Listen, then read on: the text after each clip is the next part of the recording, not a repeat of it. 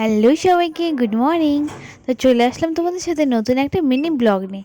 তো আজকে কিন্তু আমাদের রান্না হবে কাঁঠাল চিংড়ি।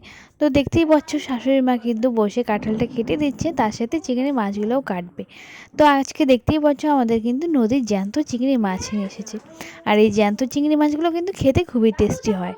তো দেখতেই পাচ্ছ পুরো কালো কালো চিংড়ি মাছগুলো দেখে তো আমার খুবই ভালো লাগছে।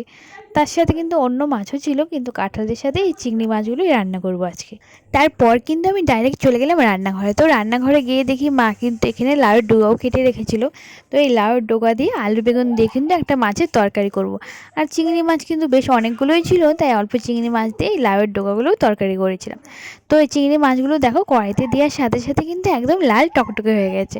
তো চিংড়ি মাছগুলো কিন্তু আমি হালকা করে ভেজেছি, বেশি ভাজিনি, কারণ এগুলো হালকা করে ভাজলেই পুরো লাল টকটকে হয়ে যায়। আর চিংড়ি মাছগুলো খেতে কিন্তু বেশ টেস্টি ছিল।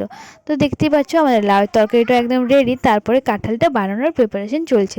তো প্রথমে কিন্তু কাঁঠালটা ভেজে নিচ্ছি, তারপরে কিন্তু মশলাটাও কষিয়ে নিলাম। তারপরে মশলাটা আর কাঁঠালটা দুটো একসাথে কষিয়ে দিয়ে দেবো গরম জল। এটাতে কিন্তু গরম জলে ইউজ করলে বেশি ভালো হয়। আমি কিন্তু গরম জলে ইউজ করেছি। তো গরম জলটা দিয়ে খানিকক্ষণ ফুটিয়ে নিলেই কিন্তু আমাদের রেডি গরম গরম কাঁঠাল চিংড়ি।